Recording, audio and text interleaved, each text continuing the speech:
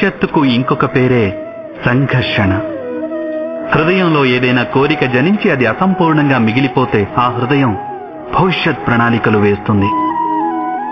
భవిష్యత్తులో తన కోరిక నెరవేరుతుందనుకొని కలలు కంటూ ఉంటుంది. కానీ జీవితం రానున్న భవిష్యత్తులోనూ లేదు, గతంలోనూ ఉండదు. జీవితం అన్నది ఈ క్షణంలోనే ఉంటుంది. అనగా ఈ క్షణాన అనుభవించేదే జీవితానుభవం. మనకి ఈ విషయం తెలిసినప్పటికీ ఈ చిన్న సూత్రాన్ని కూడా అర్థం చేసుకోలేం.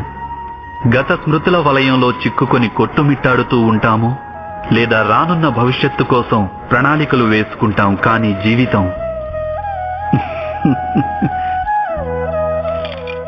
జీవితం గడిచిపోతుంది. ఈ సత్యం మన మనస్సులో నాటుకుపోవాలి. మనం భవిష్యత్తును చూడనూలేం, రానున్న భవిష్యత్తును నిర్మించనూలేం. మనం కేవలం ధైర్య సాహసాలతో భవిష్యత్తును ఆలింగనం చేసుకోగలం, స్వాగతం పలుకగలం ఆ భవిష్యత్తుకు.